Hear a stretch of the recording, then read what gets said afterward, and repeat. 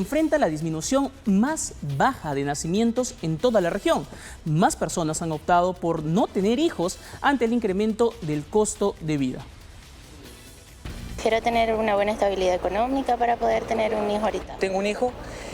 Bueno, hoy en día está súper caro para tener hijos. Son algunas de las razones que explican la disminución de los nacimientos en Chile. En junio, el INE registró la cifra más baja en casi 30 años, desde el inicio de los informes mensuales en 1997. En los últimos 10 años uno puede tener cifras que de verdad nosotros deberíamos tildar de dramática, la más baja de la región latinoamericana y comparable con las más bajas a nivel mundial. En junio de 2014 nacieron cerca de 20.000 guaguas. Una década después, los nacimientos cayeron a la mitad. Nosotros estamos por menos de 1,3 hijos, 1,2 hijos por mujer en edad fértil, y la tasa de reemplazo tiene que ser al menos, así como por una convención internacional, de 2,1 hijos por mujer en edad fértil. Yaneiri tiene 30 años y es algo que ha conversado mucho con su pareja. A veces se me despierta el instinto de mamá y quisiera tener hijos, pero por el tema económico prefiero no tenerlo por ahora. Múltiples factores que han influido en la disminución de la natalidad, que traerá consecuencias. Una población con una curva de envejecimiento muy pronunciada como la nuestra, significa que indudablemente vamos a tener problemas económicos, sociales, culturales. Personas que van, desgraciadamente, a terminar sus últimos días de su vida solas, sin familiares directos. Un fenómeno que afecta a varios países del mundo. Algunos, como Suecia, lo han enfrentado con un postnatal más largo. Otros, como Francia, generando políticas para ayudar a las personas que quieren tener hijos y no pueden por algún problema de salud. Este, sin duda, es un fenómeno que no solamente está afectando a Chile. Claro, Chile está en la cola de los países de América Latina, pero también está afectando a Uruguay, a nuestro país también, que tiene una tasa de 1.7, cuando Chile tiene 1.5 en cuanto a la tasa de natalidad. Pero esto también preocupa porque de los 250.000 niños que nacían, por ejemplo, en 2014, ¿no? Ahora solamente han nacido cerca de 170.000, es casi poco menos de la mitad. Y esto pone en una preocupación incluso a las mismas autoridades económicas o las autoridades de gobierno, porque lo que plantean son, o deben plantear, son algunos estímulos económicos para que las personas puedan, digamos, apuntar a tener más hijos. Una situación muy difícil cuando el costo de vida, como lo mencionábamos, aumenta el costo por una profesionalización. Es más, el 4% de las mujeres que tienen hijos lo hacen entre los 40 a 44 años. Y esto sin duda es porque muchos profesionales jóvenes lo que buscan es mejorar su calidad de vida, profesionalizarse aún más y recién pensar en tener hijos, Lorena. Y es también otro detalle. En el caso del Perú, además, lo que acaba siendo triste es que cuando se habla de los descensos en las tasas de natalidad, cuando tú divides a la población que está teniendo más hijos, lamentablemente aquellas personas que tienen menos ingresos, menos recursos, son las que todavía mantienen tasas altas de natalidad, porque allí el Estado no se ha hecho presente con programas reales de planificación familiar, acceso a métodos anticonceptivos, y entras en ese círculo vicioso de la pobreza de la cual no puedes salir. Chile tiene políticas mucho más avanzadas en esa línea, probablemente el acceso a métodos anticonceptivos también sea mucho mejor. Pero aquí, ¿qué hacer? Porque también está el tema de la infertilidad, una situación de la que no se habla mucho, pero es más común considerando que muchas mujeres postergan su maternidad pasados los 35 años, donde también los estados se plantean en algunos casos, incluyo dentro de mi sistema de salud maternidad subrogada, sistemas de fertilidad in vitro, fertilidad asistida, para que justamente la gente pueda tener hijos, porque también tú puedes decir lo postergo, pero si cuando lo postergas no puedes y no lo puedes pagar, ¿cómo haces?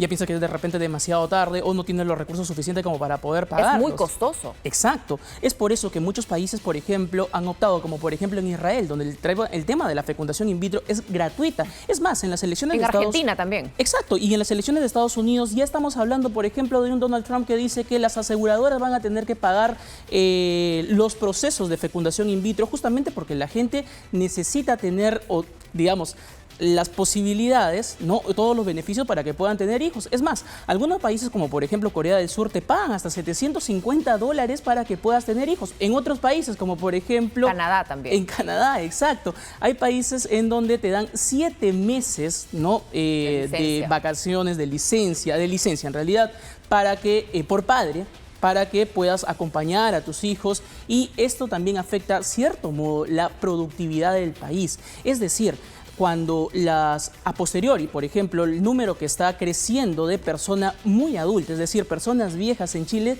es de 4% cada año. Es decir, la población vieja está aumentando cada año, y esto hace que de repente dentro de los próximos 10 a 15 años ya no haya fuerza de productividad en el país, y esto termine siendo ampliando a otras medidas como por ejemplo el tema de la migración, buscar otro tipo de personas que puedan venir a hacer los trabajos de productividad en cada uno de los países. Y recordamos que Chile, así como nuestro país, tiene un problema de fondo con los sistemas de pensiones. Ellos también mantienen todavía el modelo de la AFP, hay una gran reforma pendiente.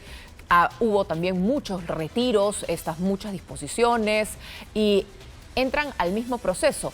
Los que acceden a pensión, que es mucho más que los que acceden aquí a pensión, hay más formalidad en Chile, pero de todas maneras acaban siendo montos muy bajos. Y si de pronto vas a tener mucha población adulta mayor con pensiones muy bajas, sin hijos, sin familia que puedan asistirlo, el Estado entra también en una situación bien difícil. Exactamente, y no solamente el impacto económico que esto puede generar, porque claro, nosotros, o mejor dicho, esta generación es la que está subsistiendo a las generaciones que ya han trabajado por nosotros. Imagínate esto en unos años más. Sin embargo, no solamente el impacto económico, sino también el impacto emocional en las personas, en las mujeres, en los hombres que no pueden tener hijos a pesar de haber sobrellevado todo este tipo de tratamientos. Muchos psicólogos, como por ejemplo el que salía dentro de la nota, decía qué tipo, ¿no?, de personas o qué tipo de tratamientos van a enfrentar aquellas personas que no han tenido hijos y terminan solitarias durante su vejez.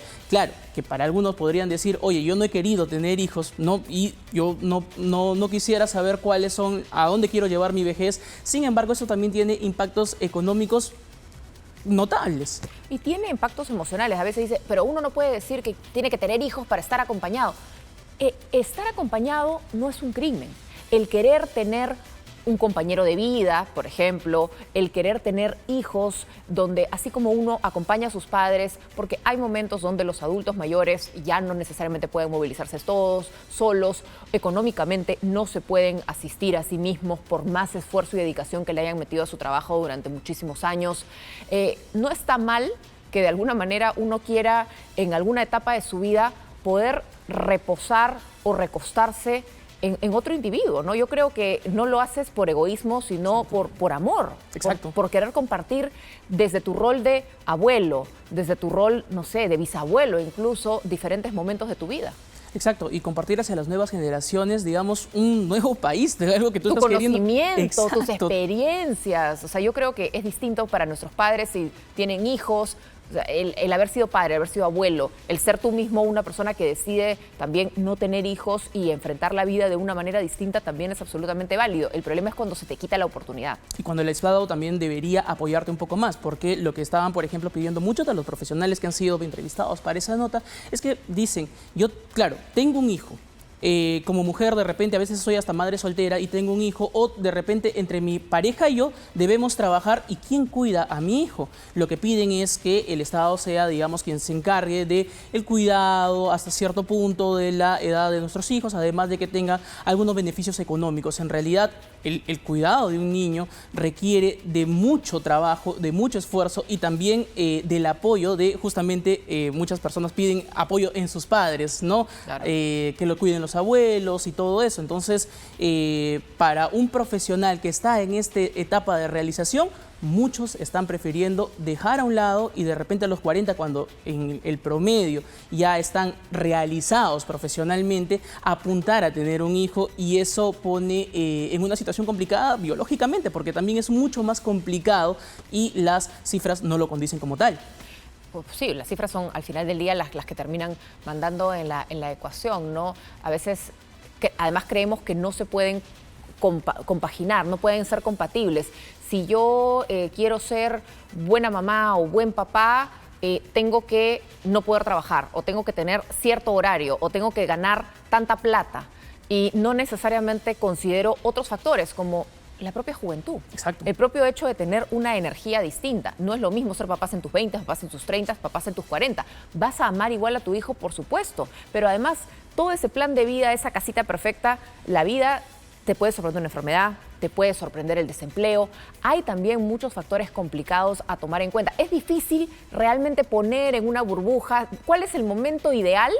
Es difícil también anticiparlo. Muchas mujeres, por ejemplo, comentaban el tiempo que ellas tienen porque dejan el trabajo para poder atender a sus hijos y reinsertarse después de 4 o 5 años al mundo laboral. Ya se pone un poco más complicado, incluso porque ya sea la tecnología ha cambiado, el tema de el aprendizaje también ha cambiado. Entonces, muy pocas, en realidad casi entre un 30-40% terminan reinsertándose de manera positiva nuevamente al mundo laboral. Imagínate también con un joven padre de familia, ¿no?, que tiene que cumplir con los gastos del menor, con los gastos de la familia y esa familia joven, porque lo que se requiere o lo que, como mencionaba la nota, lo que debería ser el promedio estándar a nivel internacional es 2 a 3 hijos por persona. Sin embargo, ellos quieren tener o uno o ninguno, por lo difícil que incluso puede llegar a ser tener una casa en Santiago, que es el lugar donde, la ciudad en donde